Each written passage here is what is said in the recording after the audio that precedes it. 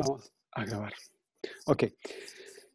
Dentro de la entrevista semblanza ya hemos visto los tipos de introducciones que pueden existir. Yo con la consideración de que siempre van 4 elementos que les voy a solicitar dentro de toda introducción, independiente de la tipo de introducciones que vimos en la clase anterior. ¿Se recuerda cuáles son estos 4 elementos?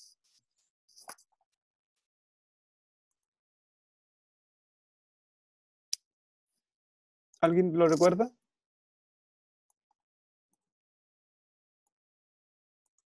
¿Qué cosa preguntó, profe? ¿Perdón? ¿Qué preguntó? No lo escuché. ¿Cuáles son los 4 elementos que van a estar que tienen que estar incorporados en una introducción de una entrevista de semblanza? El escenario, ¿Ya? la escena, el Ok. retrato y el perfil tengo yo, profe. Ok, sí, bien.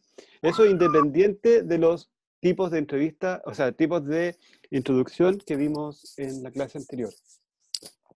Deme un segundito.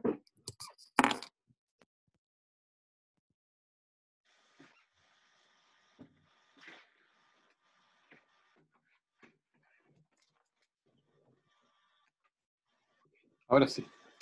Bien. Entonces, todos tienen claro cuáles son estos 4 elementos, además del compañero que lo acaba de decir. Me imagino que no hay que repasar sobre ello.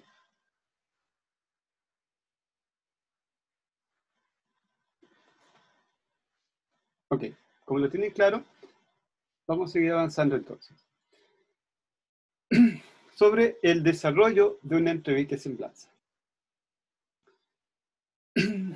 En una entrevista de semblanza no existen fórmulas predefinidas. Uno puede desarrollar su creatividad de distintas formas. Pero generalmente las entrevistas de semblanza se redactan de 2 formas. Una, con un orden temático, o 2, con un orden cronológico. Pero insisto, estas son solamente formas a través de las cuales generalmente se redactan entrevistas. Pero ustedes pueden elegir cualquier forma, o pueden crear una tercera, o pueden crear otra. ¿Ok? El desarrollo temático es aquel donde ustedes logran agrupar los diferentes aspectos abordados en la entrevista y le dan, a través de esta agrupación, un orden, una coherencia a la narración de su entrevista. Ustedes pueden separar una entrevista entonces por temas, independientemente de cómo fueron apareciendo en la entrevista. Al final, cuando ustedes leen la entrevista y la ordenan, pueden agrupar las preguntas y las respuestas de acuerdo a determinados temas, que esos temas los determinan ustedes.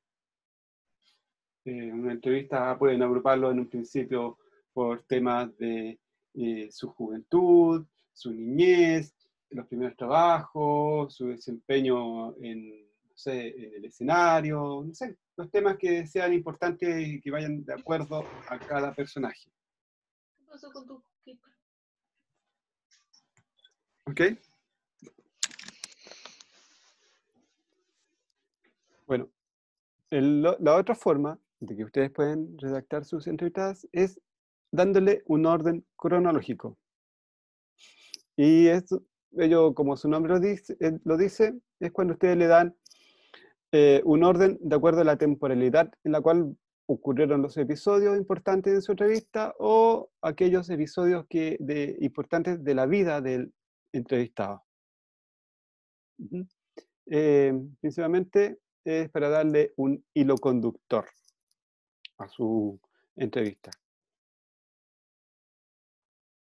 ¿Ok? ¿Dudas?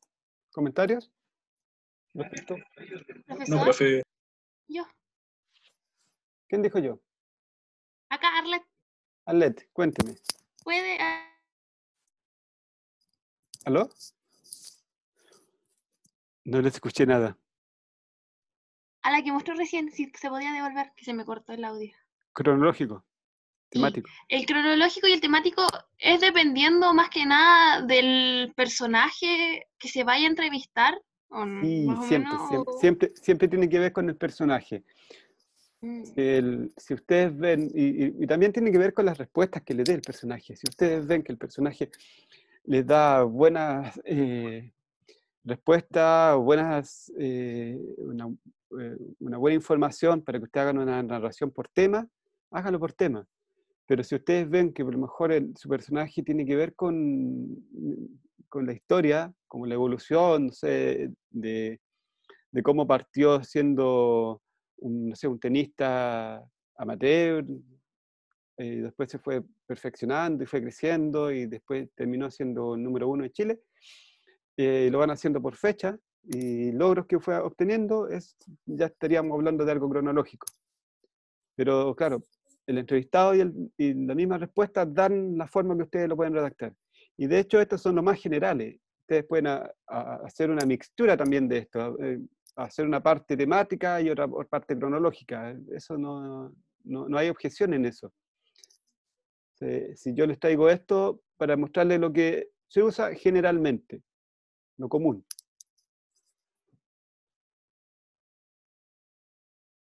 ¿Alguna duda le quedó claro al LED? Sí, profesor, ninguna duda. Ya, ok, bien. Bueno, sobre el remate. ¿Cómo rematar una entrevista? Por lo general, ustedes van a tener muy poquito espacio, muy poquito tiempo para hacer un remate. Pero eso no quiere decir que no piensen en hacer un remate a su entrevista. Siempre la historia eh, deben tener un remate. No hay historia, no hay narración sin un remate bueno.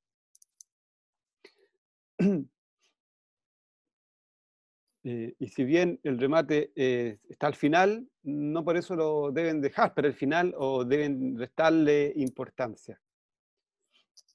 Hay algunos tipos de remate, también como lo dije recién, ustedes pueden ocuparlos independientemente de si lo quieren hacer o no ahora. Lo pueden ocupar como referencia o pueden inventar un nuevo remate. Lo que les voy a mostrar son los remates más usados, los remates más comunes. El remate de valoración es cuando ustedes hacen una valoración al personaje. Cuando ustedes dan a conocer sus impresiones finales respecto al personaje.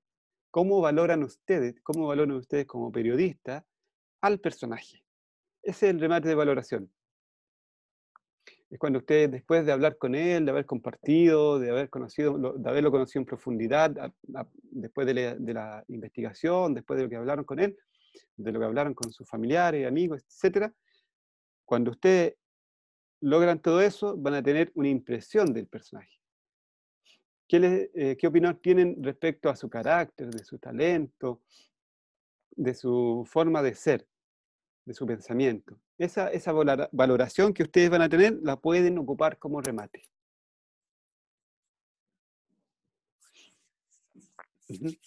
No tengan miedo de ser subjetivo en este caso. Ustedes se basan para hacer su valoración en lo que han investigado o en las respuestas del mismo personaje, ¿ya? Y eso ustedes lo tiran como remate. El remate de diálogo o declaración. También pueden usar un diálogo que hayan tenido durante la entrevista para rematar. También es bastante usado.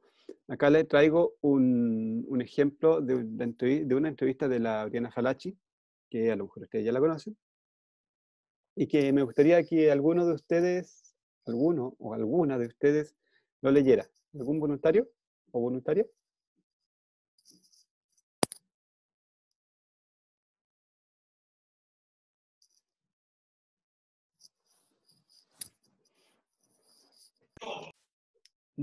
¿Voluntario? ¿No? ¿No? Profe, yo si quiere. Ya, Hay un poquito de bulla así, pero... adelante, Nicolás. Ok. Alecos. ¿Qué significa ser un hombre? Significa tener valor, tener dignidad. Significa creer en la humanidad. Significa amar sin permitir que un amor se convierta en un ancla. Y significa luchar y vencer. ¿Y para ti qué es un hombre? Diría que un hombre es lo que tú eres. Alecos. Ok. ¿Se fijan? ¿Era eso, profe? ¿O era Sí, no, o era- eso, justamente. Ah, ok. Ya, gracias. Ahora, comentario. ¿De quién es la última frase? La última respuesta. ¿Es del entrevistado o de la periodista? De la periodista. De la periodista. Entonces, ahí hubo un diálogo. Y fue un diálogo súper sugerente. Y para ti, ¿qué es un hombre? Diría que un hombre es lo que tú eres. Entonces, eh, incluso suena un poquito a coqueteo. No sé qué opinan ustedes. ¿Les parece un poco a coqueteo de la periodista al entrevistado? Sí, ¿Sí? ¿Alguien más aparte de Nicolás? Yo encuentro que más que coqueteo está como afirmando las declaraciones del entrevistado, como diciéndole, ¿sabes qué? Yo como que opino lo mismo que tú, así que puedo confirmar que tú eres un hombre. Ajá. Sí, puede ser. Bueno, algunos ya conocemos el final de esta historia. A lo mejor ustedes no la conocen, pero después de esta entrevista ellos terminaron siendo pareja. Eh, pero, claro, por eso podemos notar que hay como una pequeña magia química entre ellos dos durante la entrevista y que remata de esa forma.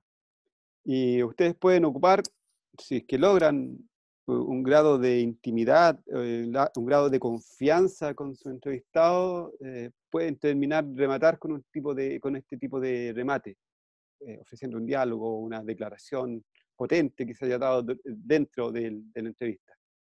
Ujú. Por lo general se usan frases ingeniosas, chispeantes, humorísticas, que expresan la personalidad del entrevistado. Ujú. Y ustedes pueden recurrir a ello. También tenemos el remate circular. El remate circular, en pocas palabras, es cuando ustedes vuelven a poner al final algún dato que colocaron al principio. Por eso es circular. Ponen al final o repiten lo mismo, muy parecido, de lo que señalaron al principio. Se usa mucho en las películas, en cuentos, novelas, etc. Claro que ustedes tienen que haber coherencia entre lo que colocaron al principio y lo que van a volver a repetir al final. Tiene que haber una coherencia, tiene que haber como un flujo orgánico durante toda la entrevista para poder llegar al final como si fuera al principio. ¿Se entiende el remate circular? ¿Alguien tiene alguna duda respecto a eso?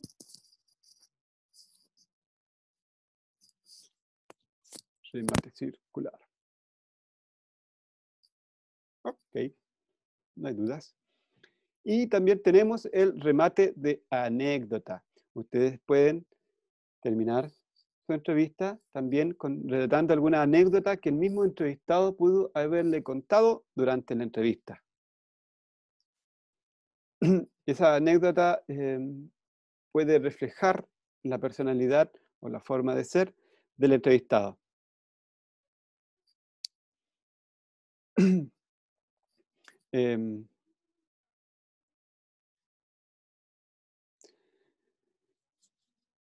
Aquí tengo alguna voluntaria que pueda leer este ejemplo. Yo le leo, profesor. Bueno, Let, adelante. A veces, en medio de los juegos, Emanuel se pone serio y dispara una pregunta que pone un nudo en el corazón de su madre. Mamá, ¿por qué no fuiste por mí antes? Yo te extrañaba. Entrevista a madre que estuvo 6 años secuestrada por las FARC. Claro. Entonces, esa anécdota habla de que, claro, el niño la echaba mucho de menos a la mamá y le preguntó de frente a la madre, ¿por qué no fuiste por mí antes? Ya tenía 6 años, ya podía hablar, pero la mamá no podía ir porque estaba secuestrada.